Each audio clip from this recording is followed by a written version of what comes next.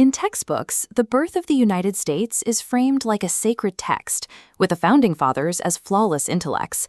But in Netflix's America the Motion Picture, genre hijacking. To make powdered wigs and colonial politics entertaining for a modern crowd, the film tosses out historical drama entirely. It follows the structural blueprint of a 1990s R-rated popcorn action flick. Every 90s action movie relies on a rigid set of rules, starting with the entrance. The hero must deliver a hyper-masculine, manufactured catchphrase right before the shooting starts. Washington kicks off the violence with a textbook example. Ding dong, it's America, motherfucker. It is pure cinematic machismo mapped directly onto the first president. The script immediately punctures its own tough guy posturing. A sidekick ruins the momentum by asking if Washington practiced that exact line in the car on the way over. "What the fuck is a car?" Washington screams. His confusion signals a collision between a cinematic trope and the actual horse-drawn reality of the 1700s. When the British soldiers chime in with polite greetings, they represent the historical timeline expanding to reject the modern script. The pacing of the scene stalls.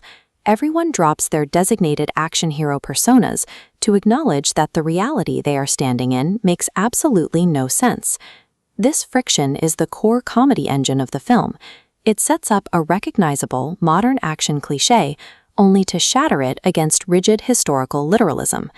This leads to the second requirement of any blockbuster, the montage where the hero assembles a highly specialized heist crew.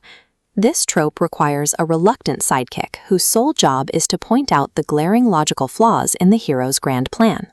The film takes this standard dynamic and injects it with heavy 21st century social awareness. When asked to be the lookout, the sidekick flatly asks why he, a black man, should be the one standing outside while a crime happens.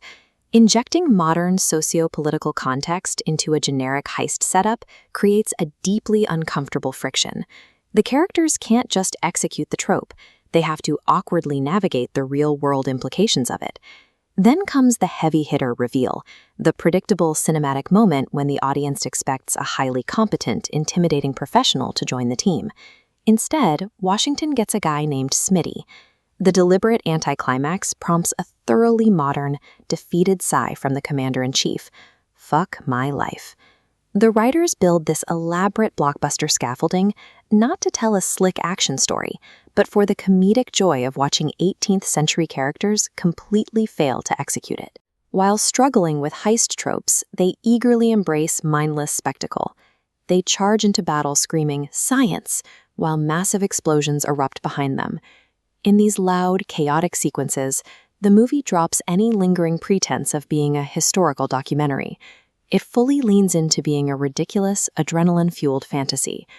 This raises a question. Why does an aggressively dumb, R-rated parody feel like a fitting tribute for a modern audience? This blockbuster logic aligns with the subconscious way many already treat history. We often skip the complex reality in favor of a clean narrative with flawless action heroes and distinct villains.